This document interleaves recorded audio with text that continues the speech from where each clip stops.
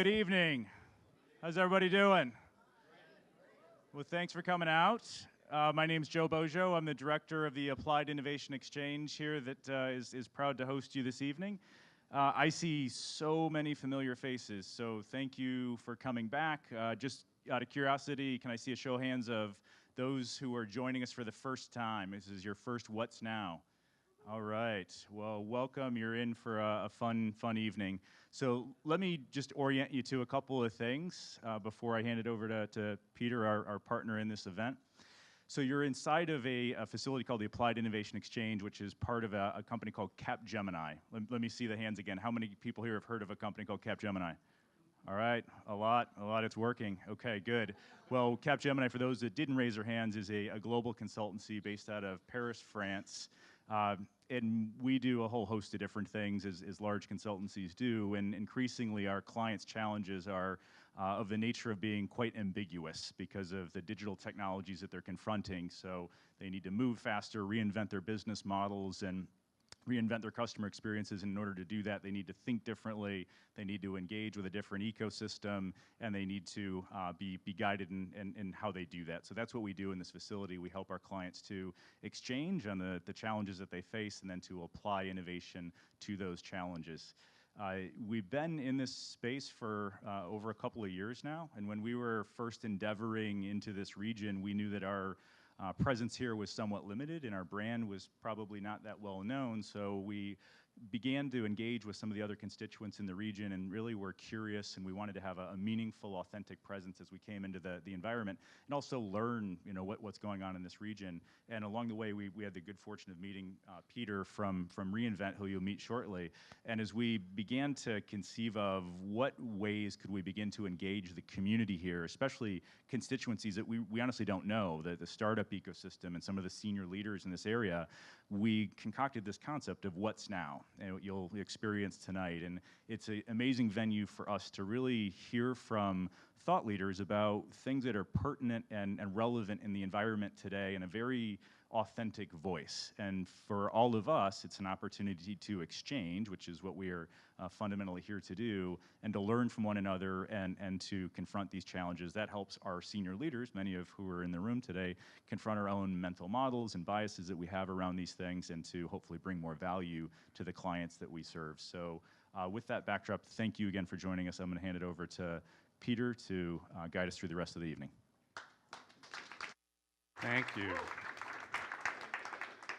Thank you, Joe. Thank you, Capgemini. I mean, honestly, without the vision that they had in the beginning and also their support as partners through this whole series, this network wouldn't have formed, and we wouldn't be growing, and we wouldn't be moving into what is now our third year. So we're third year, folks. This is one of the first ones to go here.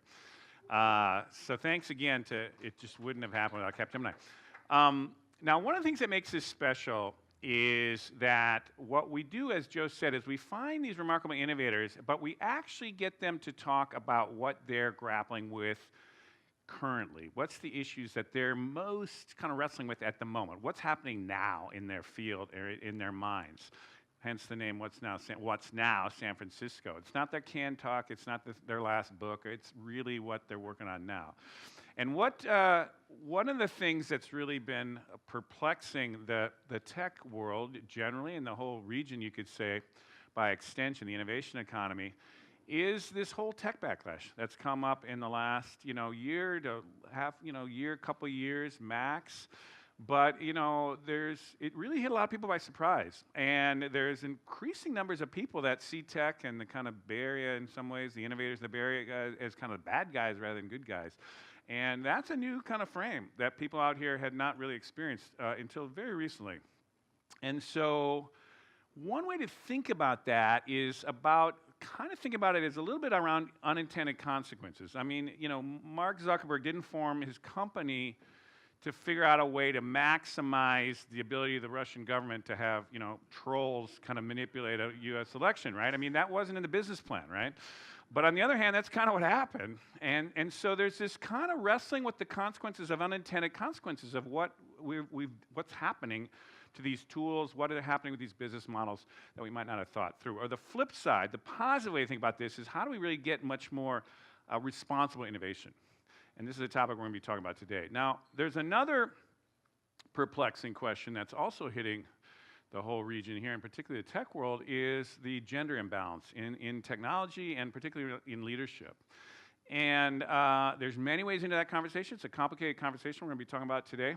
But one way also is to think a little bit about how much of this was unintended at some level. I mean, was there actually a plan to keep women out of this space, or to what extent should there have been a plan to integrate more women into the fabric, particularly around leadership? And there's a conversation around, despite of how do we get here, there's a kind of a conversation of, well, how do we get in this mess? But there's also ways, how do we get out of this in a different way?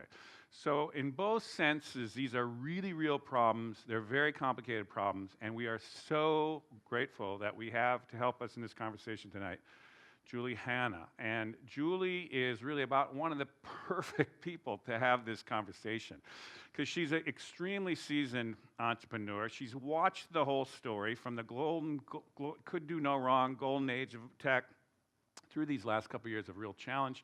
She's a serial entrepreneur herself. She's literally either founded or been a senior executive running 5 venture-backed startups, including Healthion, which is now WebMD. She has been a leader in a male, kind of dominantly male world. She's been a real leader in the industry. In fact, she was recently President Obama's global ambassador for entrepreneurship, among many other things. And her current gigs keep her totally to the pulse of what's happening here. She's the executive chairman of Kiva, and she's also an advisor to X, the Moonshot Factory, or what formerly Google X, so at the pulse of what's going on in Google, among other things. She's just got more fingers and more things, and she's the perfect person to help us have this conversation. So she's going to be talking in this conversation about her thoughts on profit, purpose-driven profit, ethical leadership, and responsible innovation. And so let's welcome Julie up for this conversation. Come on up, Julie.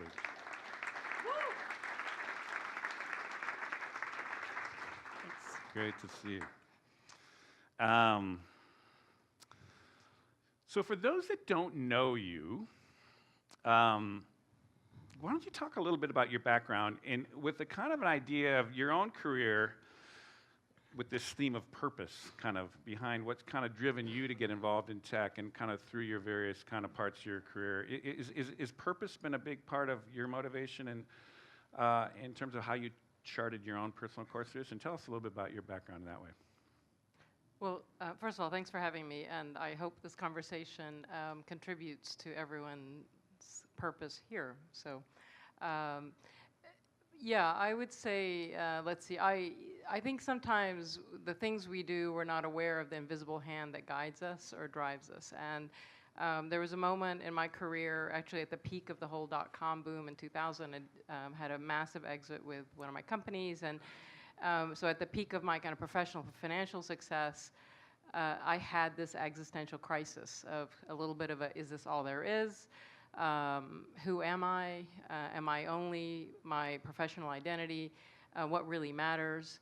And as I began to connect the dots on my life, I began to realize some things, and I sort of had the experience that Steve Jobs talked about in kind of his infamous commencement speech, was that you can only connect the dots on your life in hindsight.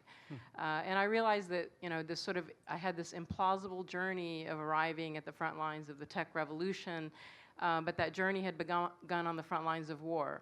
And that very much kind of my identity and my dreams and my values and beliefs had very much been shaped by who I was long before I became a technologist, as a Coptic Egyptian, as a refugee of war, as an immigrant.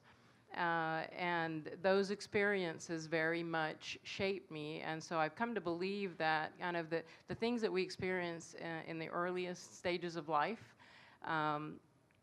even in the pre-verbal years, very much shape how we, our values and belief system, and particularly the injustices that we either witness or experience, I think, early in life. And certainly having lived through war, my family was, we ended up on in a small town called Irbid in Jordan, which borders Israel. And it became the front line of the Black September War, which was a civil war much like the war in Syria today. And we came home one day and found rebel soldiers on the roof of our home and had this kind of slow realization that we had become human shields for them. And with those experiences, the atrocities and the injustices that I saw in many ways kind of made me think about what does a just world look like. And you know, in particular, my last memory of that war was of running with my classmates. We were running to play one moment, and then the next minute we looked up and saw Army tanks opening fire on our one-room schoolhouse. And we were then running for our lives. And kind of as my life progressed, I often kind of thought back about my classmates. I never saw them again. I was one of the lucky ones. I managed to find my family. We fled on foot and eventually made our way to Beirut. And then war came to Beirut, and we fled again, and we immigrated to the United States. And the reason I go into all of that is that there are, with everything that we went through, there were sort of two moments, two experiences that really shape pretty much everything that I'm about. One of them was that experience of never seeing my classmates and wondering what happened to them, and thinking about the access to opportunity that I got that landed me here. The other was the contrast with coming with my family to the States, the hope that we brought for building a new life in a new land, and then seeing how that hope quickly turned to struggle. My parents were educated and resourceful, but they couldn't find work. We didn't have a place to live. My mother would stay up late at night trying to figure out how she was going to feed us. And the physical struggle really pales in comparison to how people treated us, because they looked at us through the lens of our broken circumstances. There were these very nice people that would help us along the way at crucial times. And I'd always see this look in their eyes I'd never seen before. And I'd see an expression on my parents' face I'd never seen before. And it created a feeling inside of me I didn't know how to explain to myself as a child. And it took 2000 reflecting on my life to put those pieces together and realized, oh, that look was the look of pity. And that expression that I'd never seen on my parents' face, well, that was seeing their dignity being chipped away. And that feeling I had never felt before was a feeling of shame that results from seeing this happen to your family. So the reason I go into this is because seeing my parents' dreams diminished fueled my own dreams of creating a different future. And so when I came to Silicon Valley in the early 90s, it was sort of the dawn of networking and the internet revolution. I majored in computer science. In the 80s, I discovered email in the lab, and the first thing I saw when I saw email and networking was I didn't call it this at the time, but it was what is the democratizing potential of technology to allow fair access, to put a little bit of power into the hands of people that didn't have it, people like my family. And the things that really had fueled my sense of purpose and dreams that have been kind of the red thread in my work and all the products and companies that I built was really around dreaming of a future that a world that recognizes that pity is the near enemy of compassion, a world that regards dignity as an inalienable human right, a world that understands that talent is universal but opportunity isn't, and most of all, a world that understands that a cornerstone of justice is fair access. And so that's essentially what was the invisible hand that was running me in terms of the kinds of companies I was building. And I began building products that were about democratizing access to information, because we all know information is power.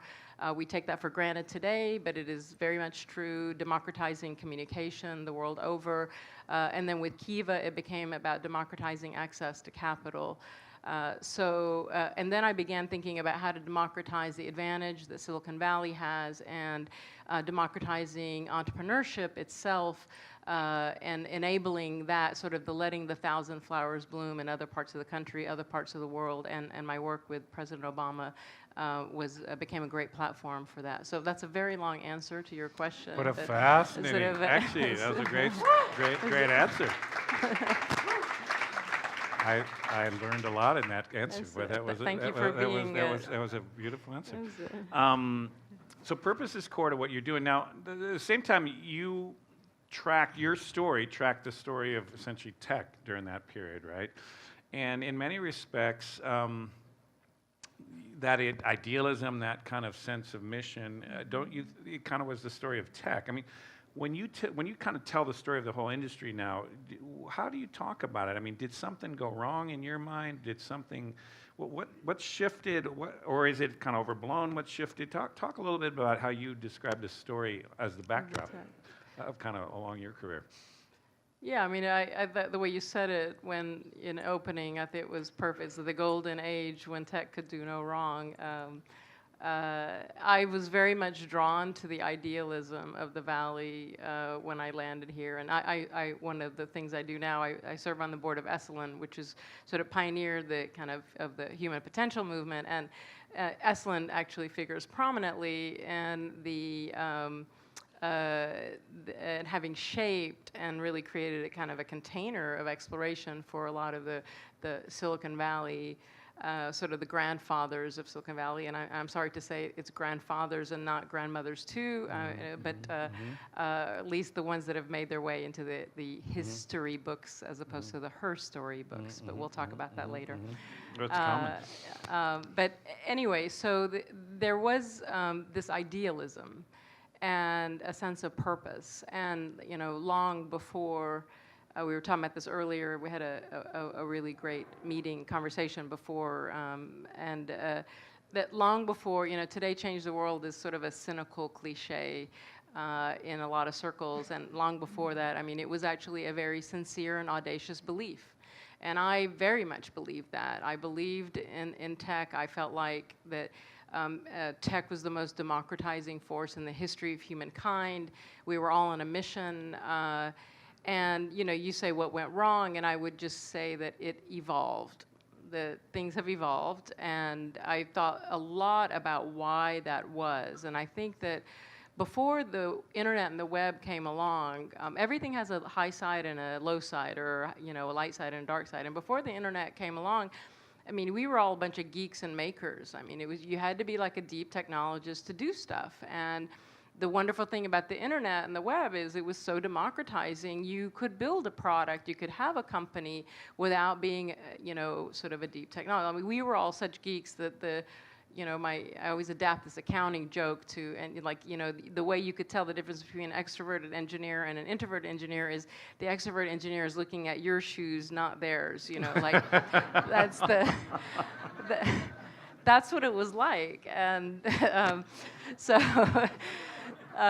does anybody relate to that? Like, sort of, seems to have gone over pretty well in this crowd. So, but what the reason I mention that is that there was kind of a shared experience and a shared sense of purpose because we were small scale, and people had this sort of commonality of being kind of geeks and makers. The internet and the web were so democratizing that it attracted people and enabled people of different backgrounds and intentions to come and be a part of this incredible party of innovation that was going on. This petri dish started to grow. And of course, with massive financial success, you get different intentions coming in. I remember it was like 99, 2000, a venture, a VC who's a friend kind of relays a story. He said, you know, a friend of mine back east asked me if I'd have lunch with his son, help him out in his career. He wants to move, you know, to Silicon Valley. He's graduating college, and I take him out. I'm like, you know, so what do you want to do? Like, why do you want to come to Silicon Valley? He's like, well, I thought I'd get that money thing out of the way early. And I remember thinking, okay, this is sort of an inflection point. I never heard that before. And so the motivations start to shift, and I think that's a natural function of scale and money and power concentrating in an area. So I think that's a little bit of kind of one contributed to the shift. Different value systems coming into the mix. What do you think? Is it?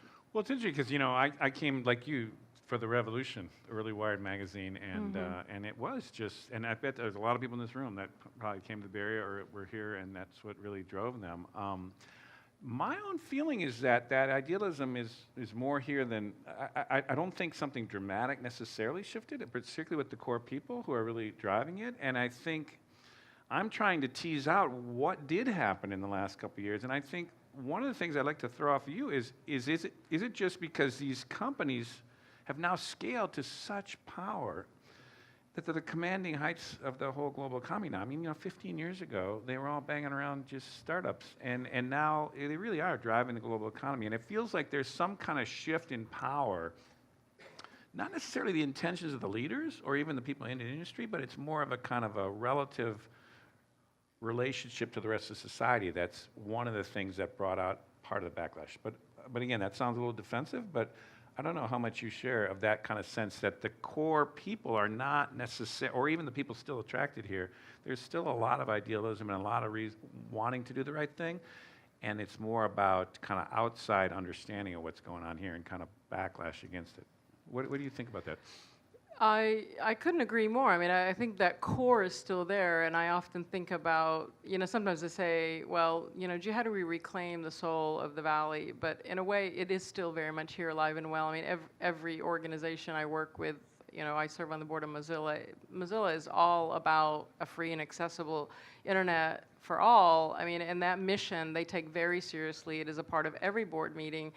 X is very mission driven. I think it's why we often talk about mission and mercenary-driven companies. Both are here. I think sometimes the profit growth at any cost kind of element of the equation with mass amounts of capital chasing companies here has definitely shifted the equation. So there's kind of a perfect storm of factors that have happened. One of the more subtle, and these are all things you've heard before, you know them already. I think one of the more subtle things that I think about that we talk about less is that the ethos of the Valley is highly, highly experimental. And it was always about, and Mark codified it at Facebook, move fast and break things, right? So we were like, hey, we're just dealing with bits. We just throw stuff on the wall, see what sticks. Sticks means people are adopting it. We had this, tech utopian view of the world. If people are using the product, it's making the world a better place in some way. It's advancing the human ecosystem. It's breaking down power structures. We just had this sort of blind faith in that.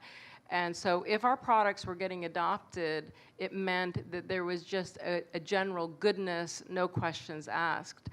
And what we have come to discover is that as bits go, so do atoms, right? That our digital lives are shaping our physical lives. Because if you didn't get it right with bits, how hard is it to change bits? Oh, you just iterated on the product. How bad can that be? But now we're discovering that, everything is being refactored, right? The way that we work and the way we play, what it means to be a social human being, the way we make love, Tinder, anyone, and war, the way we communicate, the way we collaborate, the way we connect, and it's changing how we work, whether we work, and so you say, okay, if the future of work is that work is finished, then what does that mean about our identities? Maybe our identities are being refactored too. And so these are massive, massive consequences. There's not a single aspect to our humanity or our society that has not been touched and affected by technology, and boy, none of us anticipated that. So I think that's a big part of the whole equation. There was no diabolical scheme, but it was like, we used to talk about, like with products, you used to say getting users addicted to your product was like a euphemism for, hey, that's user love. They love our product. Well, until engineers started actually trying to hack our minds to get us literally addicted to products, right? And so now even the word addiction has a weightiness to it that it didn't before. So I think that we're having this moment of reckoning with ourselves about these choices and unintended consequences. And I think one of the shifts, and I know you wanted to talk about this, so maybe I'll stop there, but is what do we do about that? No, so, totally. Anyway, well, no, let's segue right into that. And can I get some water? oh, actually, Oh, right here there. we go. Here, Thanks. you got that? Well, so the old, hey, try it, throw it against the wall, if it works, go. That's one kind of innovation. And I would also just say in general, the idea of real fundamental innovation, in particularly when you talk about X and these other places, is you want to really think out of the box. You want to try something really that hasn't been tried. You really want to kind of try something different. Now, the problem is when you do that, boy, you are wading into territory that it's hard to understand. If you're trying to do a game-changing kind of innovation, it's hard to understand how the implications of that game are going to go out, Yes. 5 levels out, 5, 10, 15 years down the road. So this does get into a different way of thinking about innovation. Yes. And you've been using this word responsible innovation, I know, in other kind of contexts. To say more about what you mean by that, and how do we start, are there any kind of ways to start thinking differently about how we more incrementally innovate, or how we have some kind of ways, different processes that you can do with that? Or just tell me, what do you mean by it, basically? Well, can I go a little philosophical on you before I Totally. answer the very specific question? Go Is for that it. right? I mean, I guess kind of going back to first principles. So, I spend parts of my time in areas of the world where people live on very little, like $1 a day. And varied places, Cuba, Kenya, the Peruvian jungles, and they're not living on $1 a day, but, Oakland, Hunters Point, Bayview, in our own backyard. And no matter how different these places are, the people there have one thing in common. They are the most resilient, resourceful, grittiest people I've ever met. They have an adversity muscle like superhumans. They can wring something out of nothing, and I never stop marveling at that. They have all the traits we talk about that entrepreneurs in the Silicon Valley kind of, and what we want to emulate, times 1,000. And despite all of those advantages, their impact, their reach barely extends past the one-room apartment or hut that they live in, and the ceiling on their possibility is so low they can barely stand. And so I come back to my house in Silicon Valley in San Francisco. I'm here in a room like this, and there's so much, I draw so much hope and inspiration from it, because here, the sky's the limit. The sense of possibility is endless. And we can actually say and do things in this room that have a sweeping impact around the world. We are shaping lives around the world, millions of people, even 1 billion people. And so I draw a lot of inspiration for that, but I also see that there is great power and responsibility in that. And I draw great meaning and a sense of purpose from it. And we have responsibility. So part of what I hope we can do is make this word responsibility feels kind of heavy and not something you want to do, and kind of like what boring adults have to do when we're young, entrepreneurial, innovative people. But there's a joy in the responsibility that we have. And so that's the philosophical kind of lens. And when I think about it, we hold in our hands the 2 most powerful kind of mechanisms that I think humanity's ever invented: technology and business. And the companies we build are the biggest actors in the societies that we have today. They are the biggest actors in the world that we share. So the question that I'm always asking is, what role does technology and business play in building a good society? And to me, that's the definition of responsible innovation. It's also, how do we bring the advantages of business and technology to all of humanity, to the many, not the few? How do we think about the value we're creating, not just today, but the enduring value we're creating for people, for the planet, and for society? Because if you can answer that question on those three vectors, then you think about the problems and the solutions differently. And when you think about people, you're thinking all people. And when you think about the planet, you think about how you harmonize that with what's good for the environment and the space we share. And when you think about society, it makes you think about the systems within which whatever it is we're unleashing on the world have effect. Okay, now I'm going to answer your very specific question. Thank you for indulging. No, that. I'm a philosopher, man. I love that. But I think it's also gives, it's not just philosophy. You're given a sense of the mindset you have to go into innovation and the kind of value set you actually have to approach innovation, which is in many respects practical too. I mean, there's a practicality what you're saying. There is, because I think when you frame it that way, it gives you a different lens on it. And so kind of back to the experimental nature of the Valley and the very specific question you asked, which is an excellent one, is if we were reactive and experimental in the way that we build products and we innovate, then the question that I keep asking, and you said people come here and talk about what they grapple with, is how do we mature our ability to have a proactive understanding of choice, consequence, and unintended consequence? And that is very possible.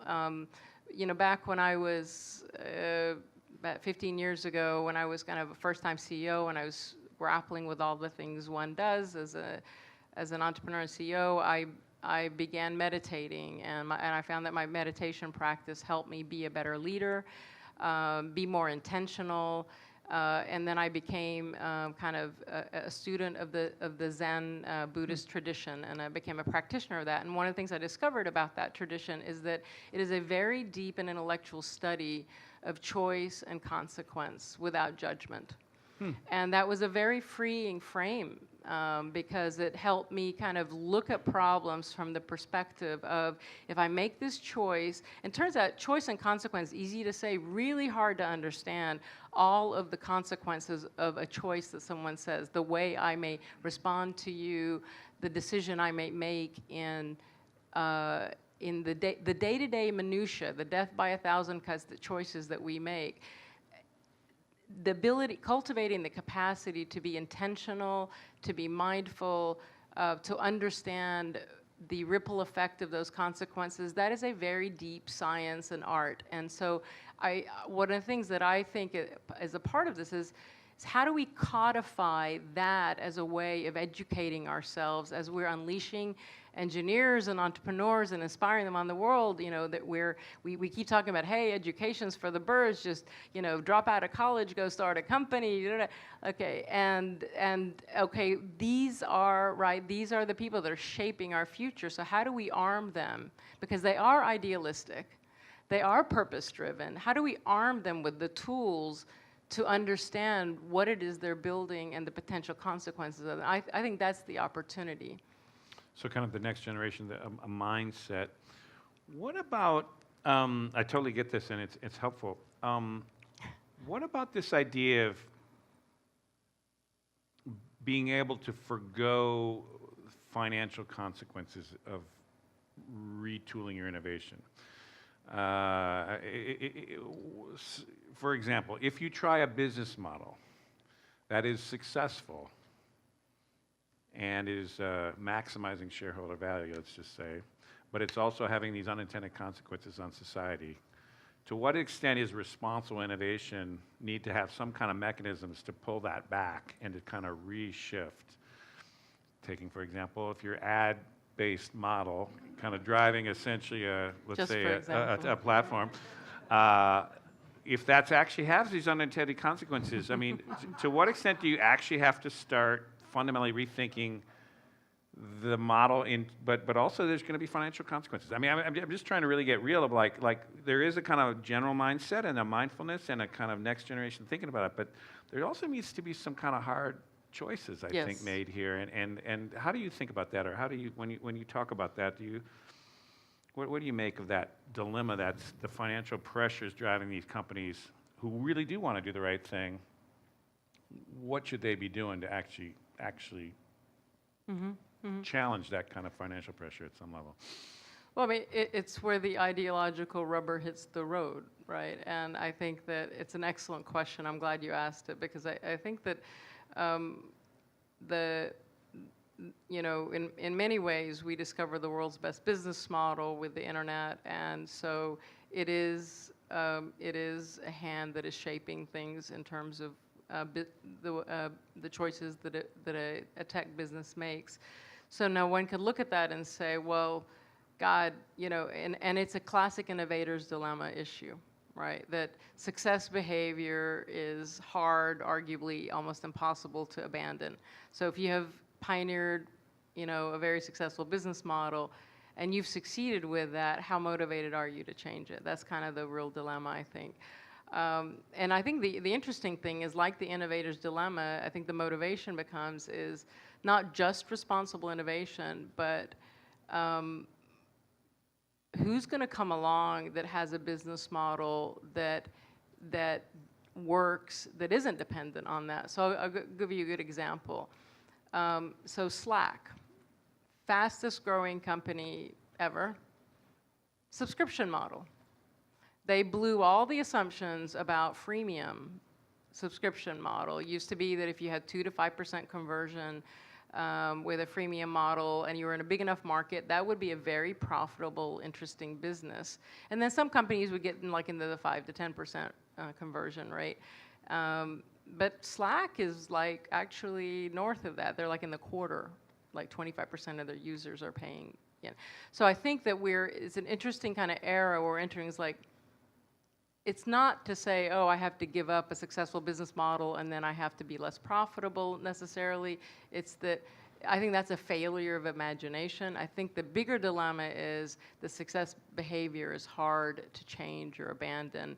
And the thing that will motivate the few that do is the threat of competition, which is why kind of the innovator's dilemma frame is, I think, so poignant. The other one I'm trying to think about is... I'll just add one more thing, by the way, is that I also think that we are maturing and evolving as a society and as consumers to understand, the adage that we've always talked about in tech, which is that if you're not paying for the product, you are the product. And though that's certainly true in an ad-driven model, it's not true in a freemium model, because with a freemium model is you've got the people that are paying for the product are essentially enabling a business that allows free access, democratized access to a much larger population. I think there's a real elegance in that. But I think consumers are starting to get much wiser, us as consumers, to well, gee, who owns my data? What does it mean that a company gets my data? What does it mean that I'm being advertised to like this? And so as we mature and evolve, I think that is also going to be another pressure point that motivates companies to start shifting their business models. That's my utopian view. All right, I'm going to ask one more in this space, and then we're going to shift it to the next big challenge. And then we're also, by the way, think about your own thinking about this, your own ideas on this, and questions that we always roll into conversation with all you.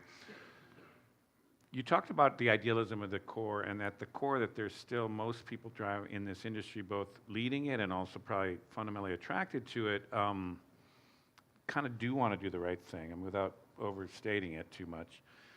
And given that the industry has become so prominent in terms of it's dominating essentially the global economy now, to what extent do you think there's hope that the tech industry could be much more magnanimous in its own proactive kind of largesse towards hey, I'm not going to fight that tax for the homeless people up in Seattle that Amazon's basically talking about, or that you're actually saying, you know what, we're making plenty, we're happy to we're happy to pay our share. In fact, we'll pay more than our fair share. And you know what? We're going to lead the business community. Let's kind of shift a different kind of progressive taxation. I mean, I'm dreaming here, but I'm just saying. To what extent do you actually think there's something realistic there? That, you know, and these are incredibly wealthy entities run supposedly by idealistic people. Yeah. I mean, do we have an opportunity to really shape the civic fabric differently and to really shift things in a more fundamental way?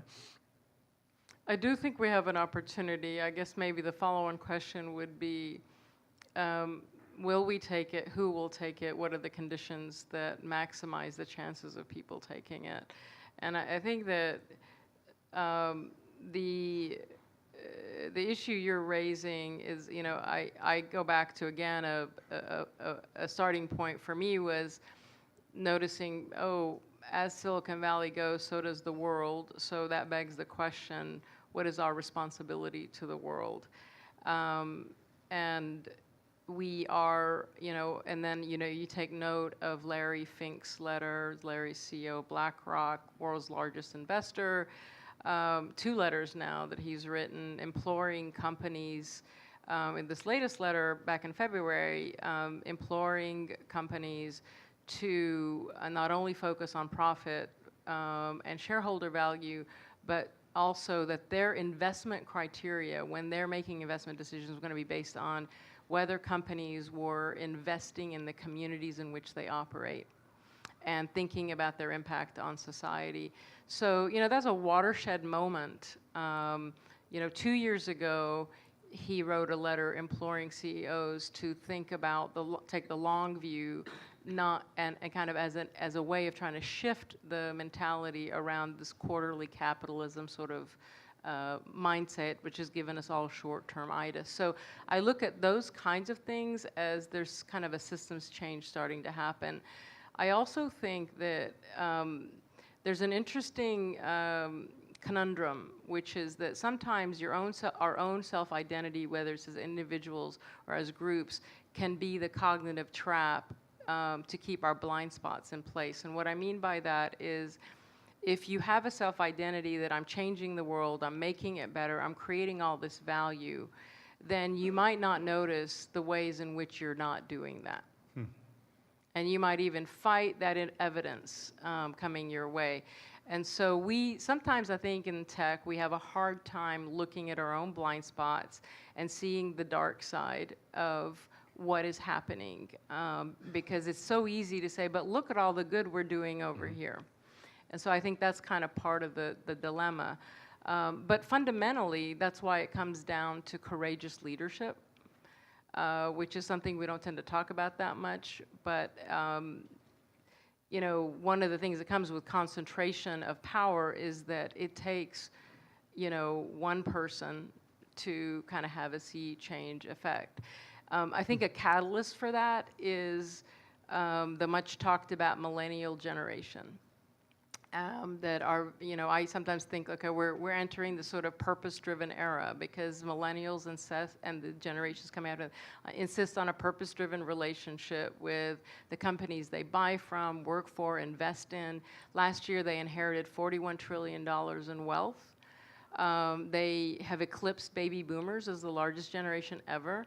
And they put their money where their mouth is. And this is what is behind the rise of an impact investing sector that's gone mainstream, because they're going to their money managers and they're saying, I don't care just about return. I want to know my money is actually addressing these problems that keep me up at night.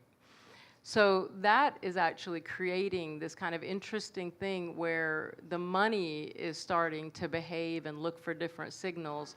And then, you know, again, my hope is that will, if you have a collision between that and a few courageous leaders, you know, people like Paul Pullman, CEO of Unilever, you know, Howard Schultz of Starbucks, you know, that stand up and say no to an activist shareholder. This is what we stand for.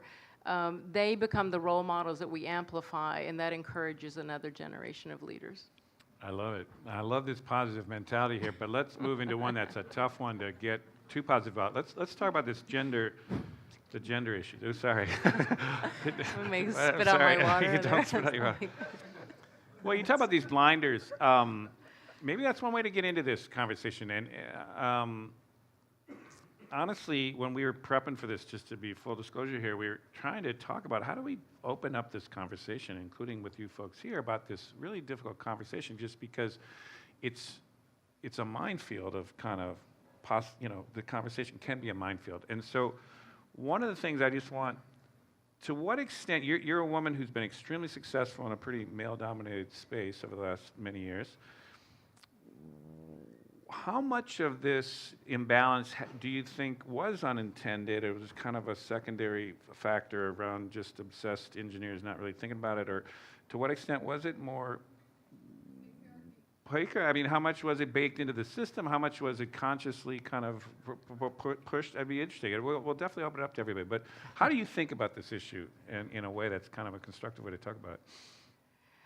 You know, the way I think of it is that we're all products of the patriarchy. And we're all victims of it. We're all perpetuators of it. And so you kind of say, what does that mean? It means it's a certain system that is kind of like the air and the water we breathe. We don't even notice it. And so how do we raise our consciousness about what about it is working, what is not, where is it limiting our humanity? How do we change aspects of it to allow our full humanity to come into bloom? So I get philosophical about it. But you know, around the gender issue and the shift in tech, I mean, it's doing the math has been a really eye-opening thing. You know, I studied computer science in the 80s. I think the number of women in computer science has gone down since in the 30 years. That's stunning at a time when law, medicine, and all these other professions have sort of reached 50-50 parity. So you go like, what's going on? There's something interesting and unique going on there now. I don't think people set out to say we're going to keep women out of computer science because what systemically has happened there.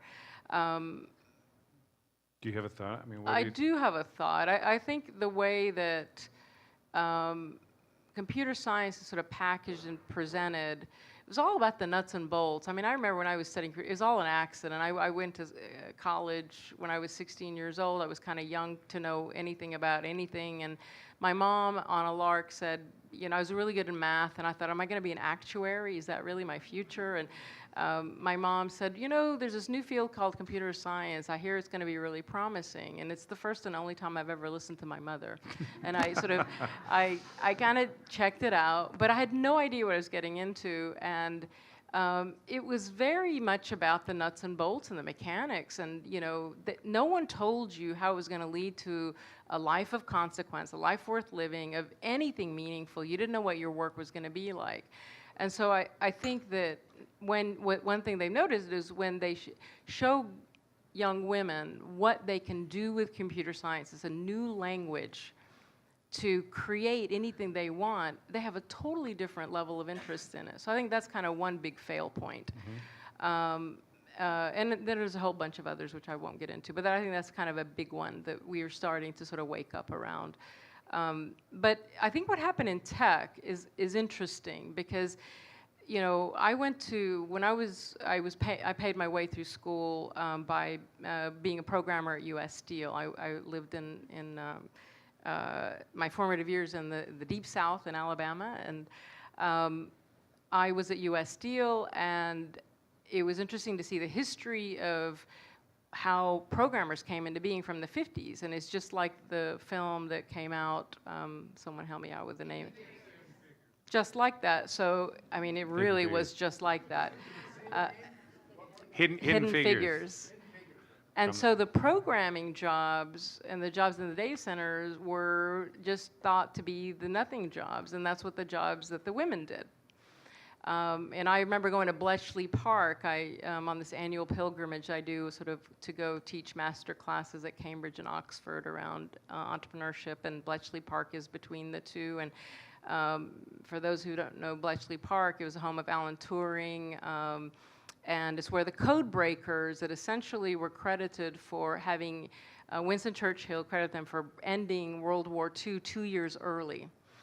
And little known fact, the best code breakers, and the majority of the code breakers were women, right? And Grace Hopper. And, you know, you go to 10 Downing Street and there's a giant painting of Ada Lovelace. But until we started talking about this in Silicon Valley a year or two ago, nobody knew any of this, right? And few people still know it. So you're like, what happened? And I think what happened, and there's actually very hard evidence around, is that when the commercial importance, when the status of these jobs started to increase, women started getting elbowed out of the way. And for those who haven't seen it, I was just back in New York giving a talk at the Tribeca Film Festival, and we got to get a screening of General Magic. Beautiful film, excellent film, and it's about the founding journey of General Magic. And most of it is original footage because they had hired a filmmaker. And so you see the culture there, and about half the women, half the prominent team are women. You know, it's those of us who are good friends with Megan. Megan Smith is in the film. There's June Cohen from Apple. And you're like, what happened?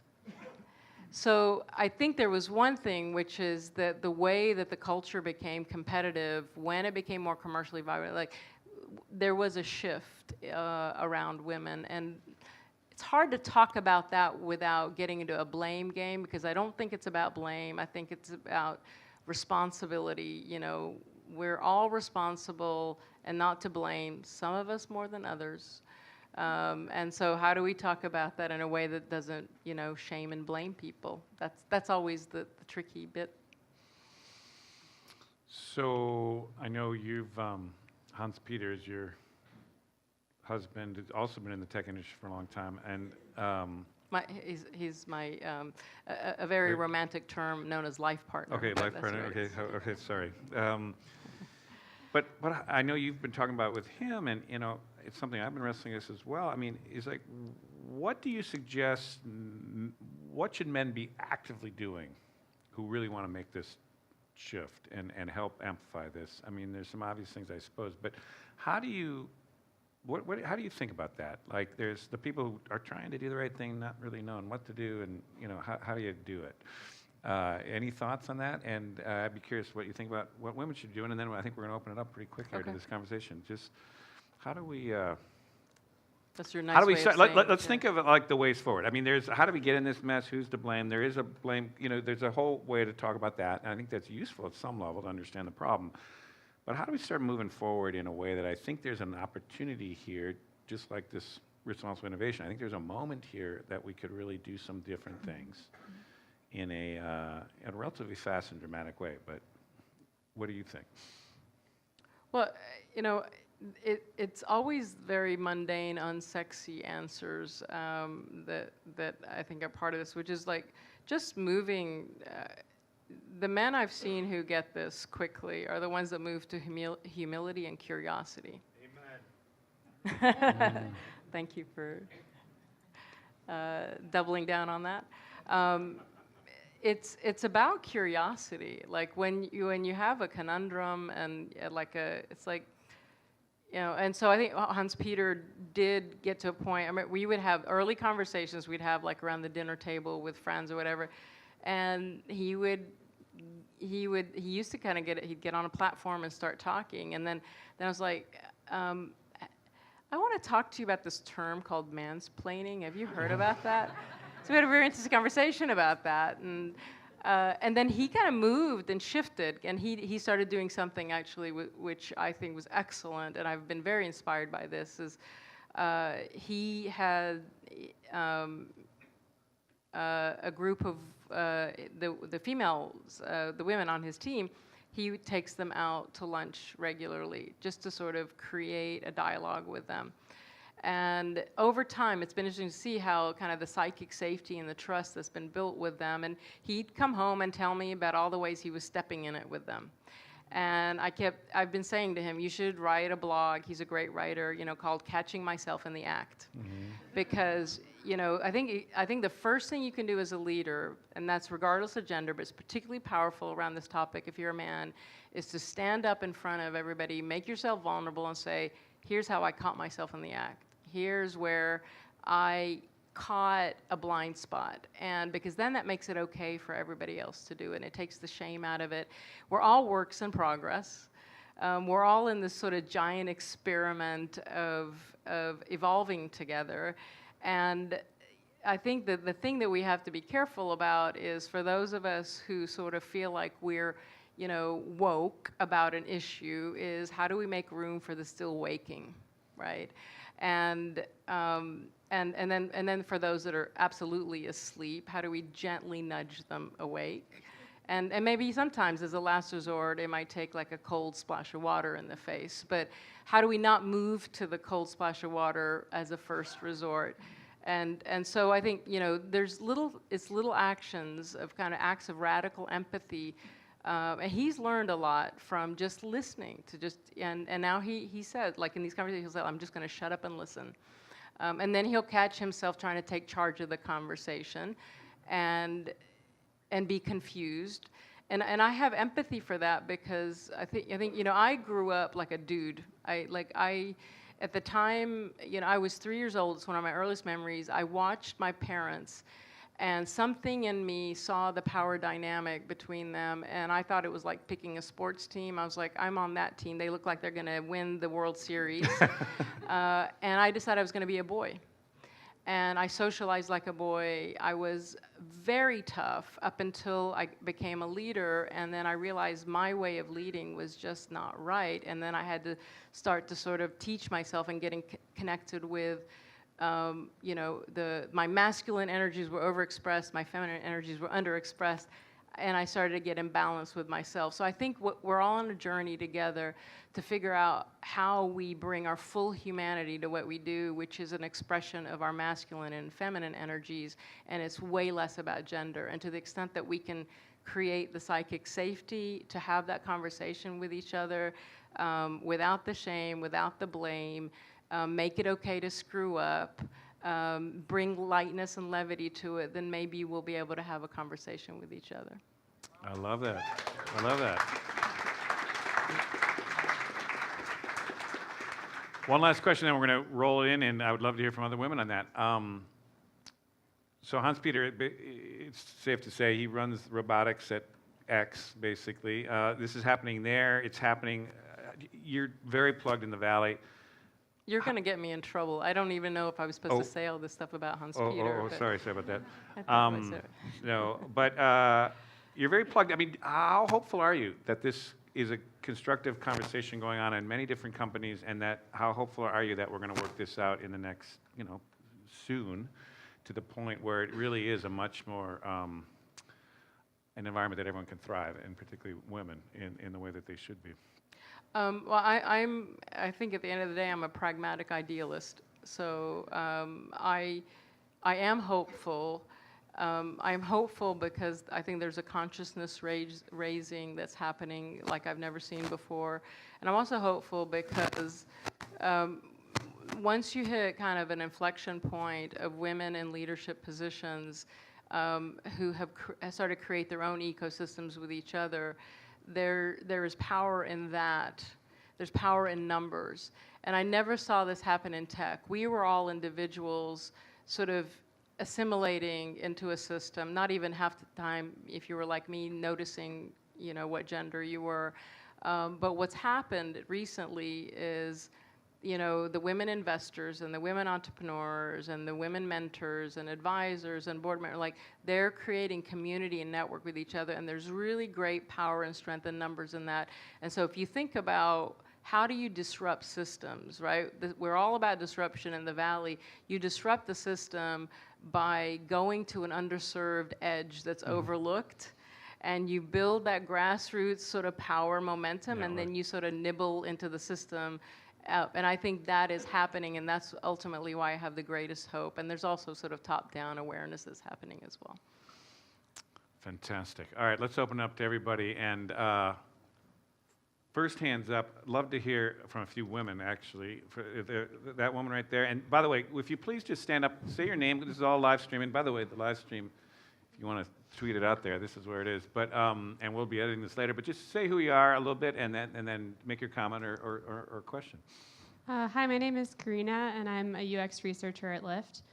And I was just wondering, since we got caught off guard with a lot of the ethical dilemmas that we're currently facing as a tech industry, what are the ethical dilemmas that you see coming up in the future over the next 5 to 10 years that you want us to start working on now so that we don't get caught off guard in the future? Thank you for asking that question. I'm a small investor in Lyft, so I love especially that you're asking that. And I think it's a testament to Lyft being a mission-driven company, actually, that they actively sort of are asking these questions. I think so much of the, 90% of it is actually having the courage and the humility to ask the questions, to grapple with the messy answers. And I think in the case of Lyft, the big question really is, if you ask that vector that I offered early on, is what's the value we're creating for people, planet, and society? And then what are the unintended consequences across those vectors? Because I think one of the interesting things with Lyft is, there's this complicated mix of people get freedom, they're able to earn income on an asset that they couldn't have otherwise before Lyft came along.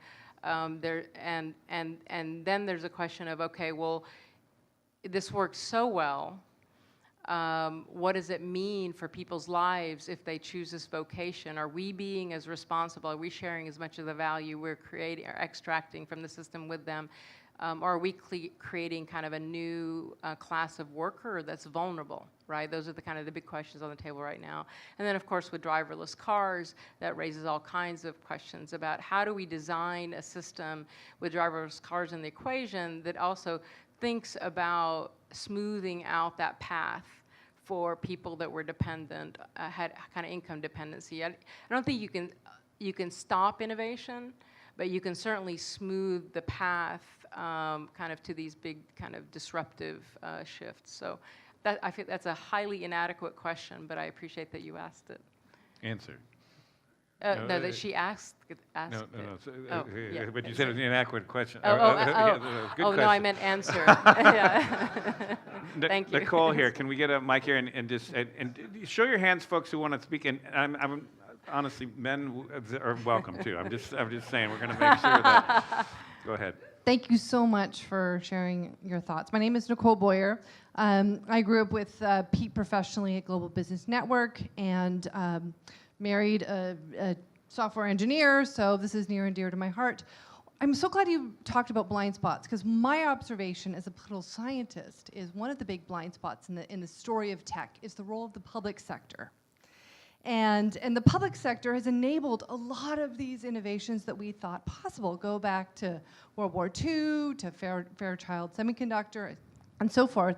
And in a lot of the conversations I've had over the last 20 years, is government is evil or not even is irrelevant.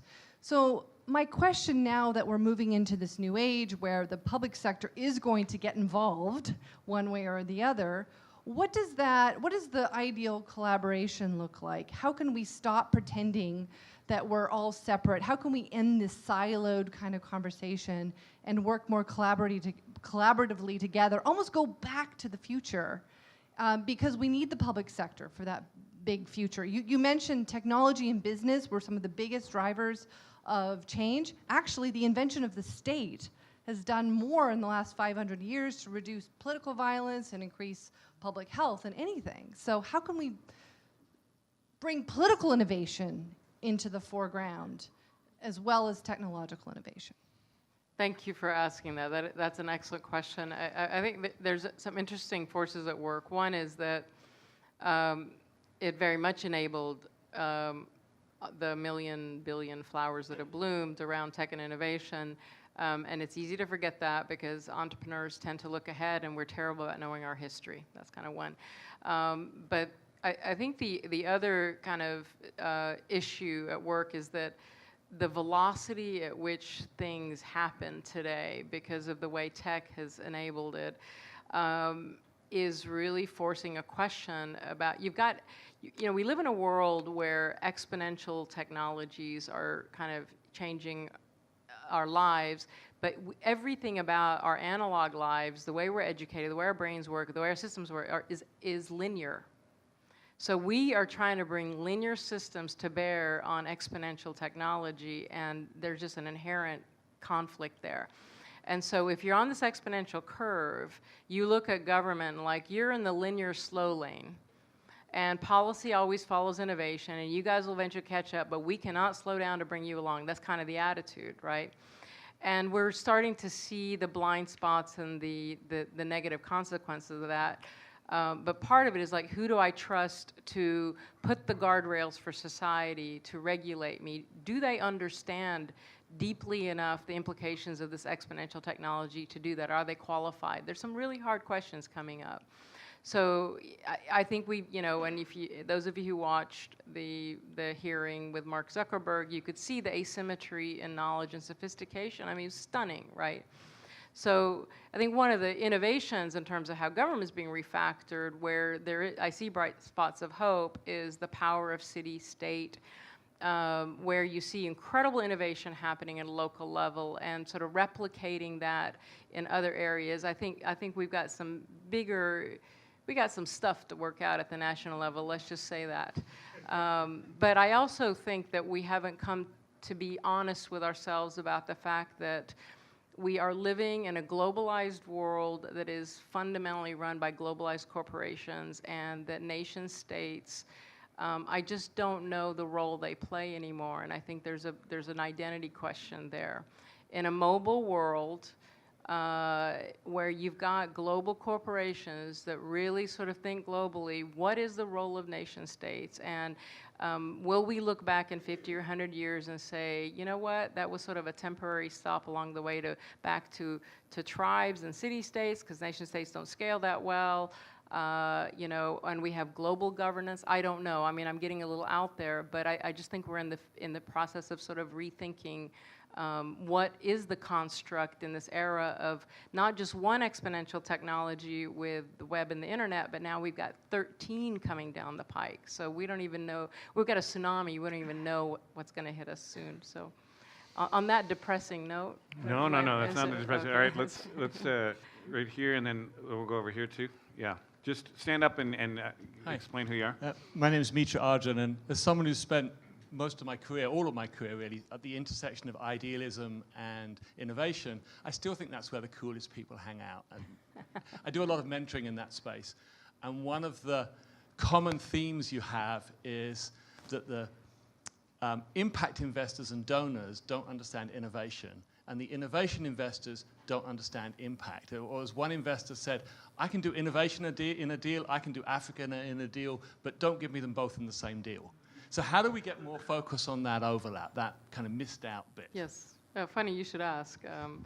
That's actually an area I'm spending a lot of time in right now, because the impact investing behaves more like later stage kind of private equity or public investing, and that's a very different way of investing than the really early stage investing. And the early stage investing doesn't tend to think about impact. And yet you've got this growing crop of very purpose-driven entrepreneurs that are looking for values and mission-aligned investors. So there's an opportunity, let's say, right now that hasn't quite yet been filled. Okay, we're going to go over here, and then back to you. Yep, go ahead. Hello. I wanted to know. Could you just identify yourself? My name is LaShawn, and I'm a budding entrepreneur. And so I wanted to, just like in the tech space, with AI, how can you keep yourself in competition so that you're a valuable worker with the threat of the computer? I mean, you have the computers and of automation to take away jobs. So how do you stay competitive in that kind of environment? Does that make sense? This is one of your 14 tsunamis that you're talking about. But go ahead. Well, I think we're in the process of, you're asking that on an individual level, and I think that I'll answer it individually and then kind of systemically. you know, it's all about those who regard life as lifelong learning are going to be well set up for that. Those who kind of were products of an environment that says you learn a bunch and then you stop and then you go to a job are the most vulnerable. So kind of systemically, what I'm most interested in are where are the systems, where's the recognition that lifelong learning is just a part of how to cope and be in a modern era. And I will say, like, and no one is not vulnerable to this. I mean, if you look at the jobs that have AI kind of are most at risk, actually it's some very high paid jobs in like legal and finance. And, you know, I look at in my profession, if I had stopped learning and ridden on the successes of, you know, the companies that I built, in about a nanosecond, I would have become irrelevant. One of the things I love about the work that I do is that it keeps you humble, it keeps you nimble, it keeps you curious. You're learning from, you know, people half your age because, you know, the growth hack of today is yesterday's news in the, you know, flash of an eye. And so I think that's kind of that world, which has been the world of tech, is becoming the broader reality. And so it's about how do we move to this lifelong learning mode, and work becomes more of a tour of duty than kind of a lifelong station at a company. And, you know, it's a kind of a scary, brave, or exhilarating world depending on your DNA. But and I think we just need to think about ways of creating enough guardrails to help people find what's exhilarating about that, how that unlocks their higher potential rather than is a fear threat. And it's hard to do that when you have to worry about where your next meal's coming from. Okay, we got a couple, yeah? Alina, I'm a hardware engineer at Google. I wanted to ask you, so I arrived in tech because of the idealism, and I'm at a point where I'm enjoying the day-to-day more than I am the idealism. I think it's maybe only natural that it be a bit sinusoidal.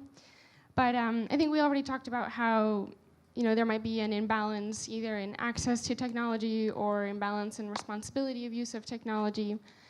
So how would you like sell somebody who's more excited about the nuts and bolts? How do you kind of express the gravity of what it is to work in tech, especially in the reach it has today? And how do you express to somebody who's maybe a bit less interested in the nuts and bolts, but really interested in those kind of high-level societal problems to engage in technology? I guess, like, what's the balance? But how would you sell one side on the other? That's interesting. Good question. Yeah, that's a great question. You know, I think the nuts and bolts, back to this earlier question, really, you know, when I think about what gets me up every day, what makes you want to walk in the door every day, right? I don't know what it is for you, but for me, it is about this lifelong learning, like it's never a dull moment. And you're always sort of sharpening your edge, and that makes you feel alive. It's always complex, knotty problems that, you know, kind of just keep you sort of pushing yourself. And so I think that's a lot of what the nuts and bolts exhilaration is about. Of course, there's the tribal camaraderie. You work with a great team, and it's an intense shared experience where incredible bonds are forged, and it becomes like your chosen family in a way. So I think there's a lot about that I certainly draw inspiration from. I would encourage you to draw on your own experiences if you're enjoying the day-to-day, and there's nothing more compelling than the passion, kind of shared passion. So, you know, in terms of the idealism, you know, it's hard to experience idealism day-to-day, first of all, because life is mundane. And I think one of the challenges, I don't know how old you are, but you might be millennial. You know, one of the things I noticed with the millennial generation is like we want to be experiencing, or you guys want to experience purpose at every minute of every day. And I do, it's like, you know, life has a lot of mundane moments in it, and part of what keeps it interesting to me is how do I extract meaning from every mundane moment? If you want to be about purpose and idealism, how can I extract meaning from these seemingly mundane moments? But the idealism is about taking kind of a longer view, like what does this all roll up to? What are we affecting? Again, how are we affecting people, planet, society's lives? So in a way, it's just kind of at what level we talk about it as. But the more you can link it to your own personal experiences, which I have a feeling you'll do a good job of based on the way you ask that question, then it'll be compelling. Hey, we're going to go to a question here, but here's what I want to do is I also want to encourage any women who had something to add to that, the end of our question, when we were discussing, any strong reaction to that in a way that there's a different way to frame it, a different way to think about it, anything to really add to move that question as well. I know it's a tough topic, but we want to keep coming back to it. And if that's so, make sure I see your hand, and I'd love to hear that. But let's go over here first. Hi there, Scott Mauvais. I look after Microsoft Cities program. And first off, I want to thank you both for tackling some challenging issues and having a very good discussion around them. I want to go back to the conversation on responsible innovation and values, and sort of talk about, and talked a little bit about the impact of global companies, and think about, whose values are they? And I think a lot of us here probably share proudly share the much maligned San Francisco values. But the fact that that even is a phrase implies that that might not be globally shared. And if you look at the market cap and the power of the global tech industry, it's 4 or 5 companies all up and down the West Coast. And so how do you think about balancing your values and innovating around that with how we inclusively include people who may not share those wonderful San Francisco values?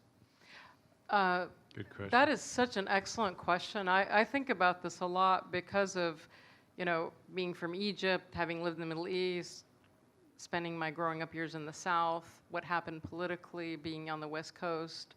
And I mean, first of all, San Francisco values, much in the same way Silicon Valley has kind of helped shape the world, as California goes, so does the US and so does the world. I mean, we do have an impact, right? But we are on the edge of the universe in terms of where we're pushing the envelope around what it means to be a human being, what society looks like. And I think part of the challenge is we sometimes get ahead of everybody and we don't think about the capacity building it takes. So you look at the gender bathroom issue that became such a lightning rod during the elections. I had a ride with a Lyft rider in Dallas, actually, and I always like to kind of talk to them and find out. It was like right after the Hollywood tape revelations around Trump, and I thought it might be safe to ask her who she was supporting in the election, and she said, I'm a Trump supporter, and we had this really interesting conversation. And one of the things came out was she said, she was like this good, religious, values-driven person, and she said, if I can't figure out what bathroom I'm going to, I don't even know what I can rely on anymore. And that always stuck with me because she was not a bigoted person. She was not a closed-minded person. But what I saw was that she had not been given the chance to build capacity. So what happens, what we do out here is we get there, we're so enlightened, we're with it on gender, and then we look around and go like, why isn't everybody else getting it? They're so unenlightened. And we go into judgment, and this is the liberal sin, I would say, the San Francisco value sin. I see it, I commit it myself. And we go into judgment. We're like, look at those people. They just don't get it. And so I think to answer your question, I think one of the most important things we can do, and I was talking to a friend of mine who teaches at one of the top schools here in the Bay Area, super enlightened school, and she said, when these issues like gender bathroom came to us, everybody looks around each other and goes, what are they talking about? This is crazy, makes no sense. And then we go through the process of capacity building. And by the time we're done, people get it. And then we're educating everybody in our ecosystem. And we don't do that. We expect the rest of the country to be there in an instant. So I think a lot of what you're asking is, again, how do we practice radical empathy where we can climb into their heads and understand what the world looks like from their point of view? And I will tell you, having been in rural Alabama in a town of 1,800 people, the world looks very different from their point of view.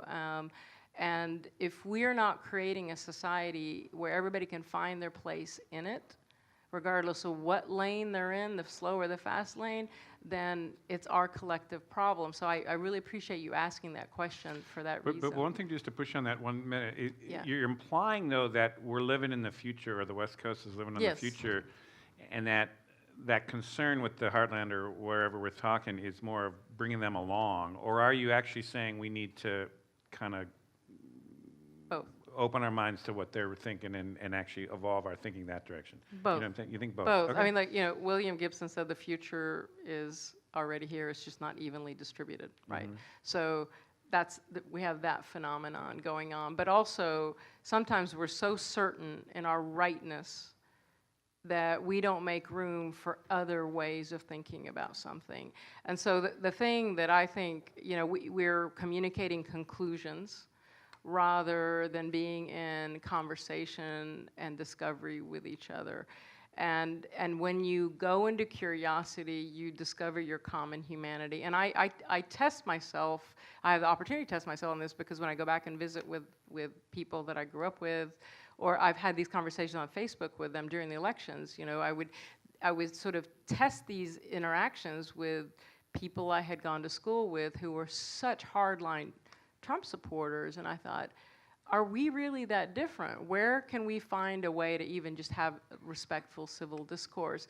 And I was always pleasantly surprised, I will tell you, because when you get down underneath to values, there's a lot more that's common. I think part of the challenge, again, we're products of the system that reinforces us focusing on differences and discussing extremes.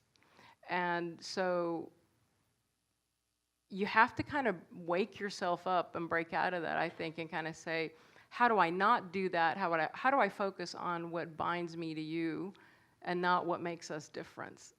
And when you do that, you create a fabric of trust and credibility for which then you can have the tough conversations. And I've had experiences of talking with friends who were anti-abortion and, you know, super like evangelical views. And what I learned was I'd catch myself rushing to convince them of my point of view and stop myself and move into curiosity. And the more I could do that, the more we ended up going, okay, what can we agree on? We agree on the fact that this should be a last resort, not a first resort, because let's face it, this is not a good outcome for anybody. How do we create a society and a system where that is the case, right? And then we come out, we're hugging. And I'm not saying that to say I have the keys on this at all, but I just think if we can run those experiments where we're willing to be hostile to our own mindsets and to challenge the gravitational pull to be in the kind of debates that make feel good in the moment and make us feel right, I think, you know, I think that's the future for us. Well, not just that dialogue, Red, Blue America, but the gendered conversation, the yeah. kind of tech and the rest of the world. It's kind of a theme here, which is nice. You're tying it together. We're getting close to the end here, and I will just say, is there anyone have anything to say about or a question about the gender issue, given that we just want to make sure we give that space? Okay. Okay, in the back. Let's just, you want to, I just want to make sure we give that space as much as the innovation space. Go ahead. Absolutely. So I'm Kevin Sislow. I'm very fortunate I get to work here in the AIE. So my question, I think when you were describing change that comes along with gender diversity, you were mentioning viewing people that may not be all the way awake and kind of nudging them before you splash water on them, which I love that, and mentally it makes a lot of sense to me. But you also mentioned a few other similar comments.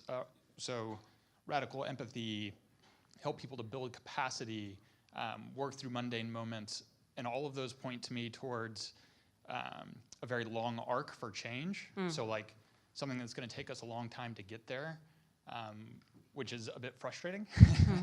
So I'm just trying to think, do you reflect that? Do you see a very long arc on that change? And if so, is there anything that we can do to accelerate? Whether it's men, women, collective, whatever that might be. Oh, well, yeah, thank you for asking that. I think sometimes the moment when one is most frustrated that things aren't changing fast enough is when they're on the cusp of happening quickly. And so I actually don't think that those things reflect in long change that takes a long time. I think they result in enduring change that sticks. But I don't think it's about that, oh, this is just going to take a really long time. You can, if you think about, you change mindsets. If you can change mindset and culture, action and behavior follows very quickly.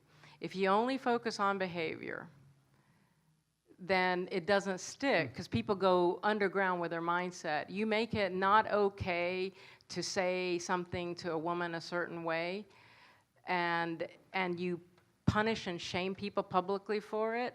They go underground with their mindset. They're confused. They will defend their character because they feel like their character has been assaulted. And so have you really advanced, or have you hurt progress if you do that? So I think sometimes there's a seductive appeal to just do ABC, and that's why whenever I talk, it's highly unsatisfying for people because I don't do that. But I think that if you start with, how do I change my own mindset? We underestimate the power of that because the actions and the behaviors just naturally flow. So. All right, we're going to open it up here. One more here, and then, okay, Cash, we got it? All right. A lot of good hands here. Okay, go ahead. I'm Jonathan Hare from WebShield and EP3 Foundation, which stands for Empowering People with Privacy and Personalization. And I noted that your first big success, if I understood, was Healthion and WebMD in healthcare. So I also observed that we've made almost no progress in fixing the healthcare system since you left it. So one question is, why did you abandon us? The other thing is, I spend way too much. I have a very good answer for that, by the way. And I spend way too much time in Washington, D.C., both during the Obama era and also more recently. And notice a lot of Google people hanging out in the White House. And when you apply sort of the traditional multi-sided marketplace, internet-centric, let's hoover up all the data and give it to Facebook and Google. That model is just kind of the diametric opposite of what you actually need to do to solve healthcare, because it's very privacy sensitive. You are connecting people, but you're connecting highly sensitive people in a coordinated way. And basically, Mark Zuckerberg has no right to see my healthcare data, let alone everybody else's. So do you have any hope that we can bridge that gap and go off to, solve some real problems that tech has basically failed at completely? And do you have any ideas on that? Yeah, okay. So how do I give a concise answer here? So we broke our pick. I think Healthion was essentially the first health tech company founded in '95, for those of you who don't remember.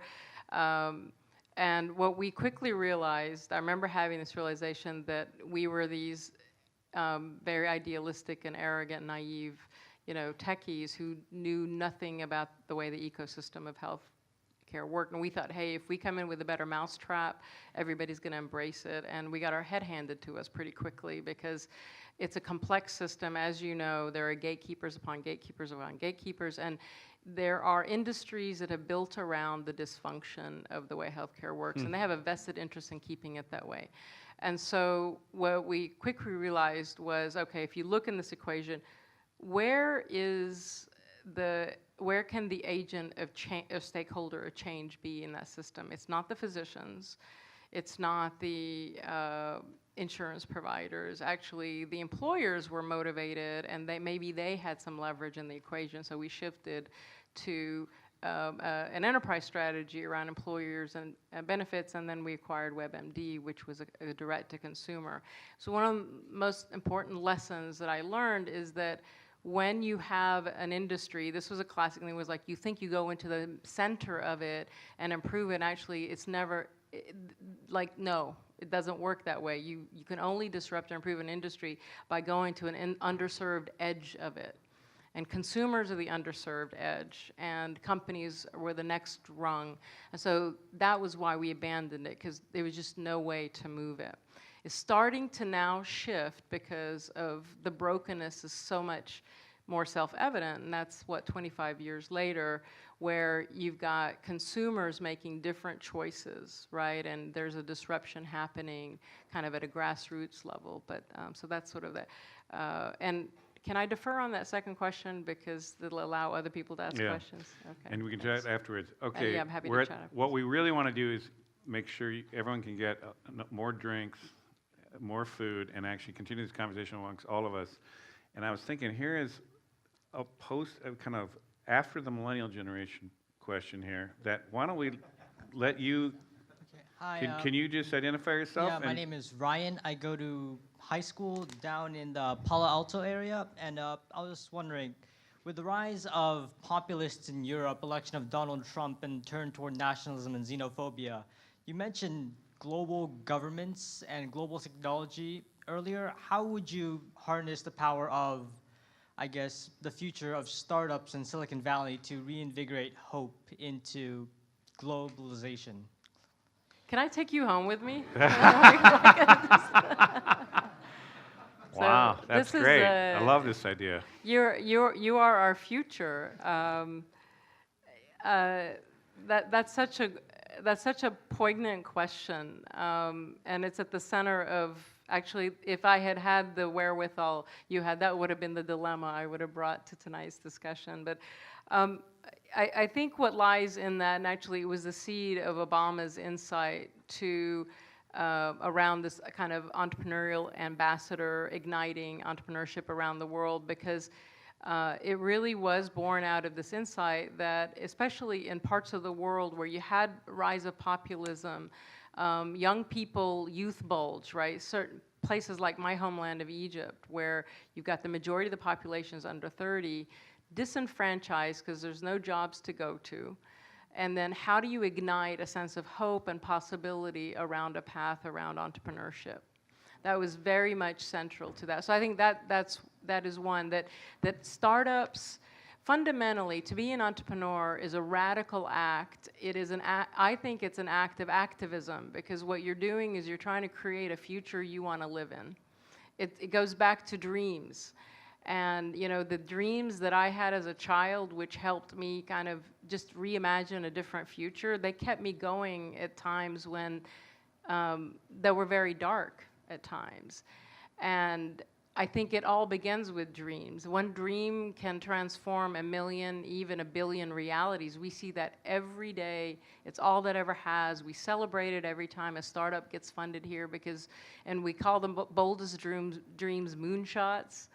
And so, you know, it's why dreams are serious business in the Valley. They're not, you know, the stuff of fairy tales. And so I think it's about igniting dreams. I think that's what startups can do, is help young people all over the world believe in their dreams. And if we can ignite every man, woman, and nameless child to dream, then we have some hope of contributing to a virtuous cycle of humanity that results in hope. And I think ultimately, by contributing to our collective humanity, it enhances our own. So thank you for asking that question.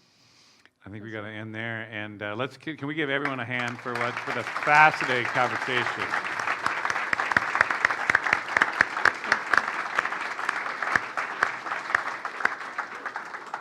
I know there are a lot of hands up there still to talk, but there's time to talk. Grab another drink, hang here, and one last thing I'll say: the next What's Now San Francisco is going to be a really interesting one, where June 7th, we've got Stuart Brand coming here to look back on the 50 years of the intellectual, entrepreneurial legacy of the Whole Earth Catalog. It will be a really interesting evening, so make sure you kind of tune into that idea. Coming up, you'll be getting those invites any day.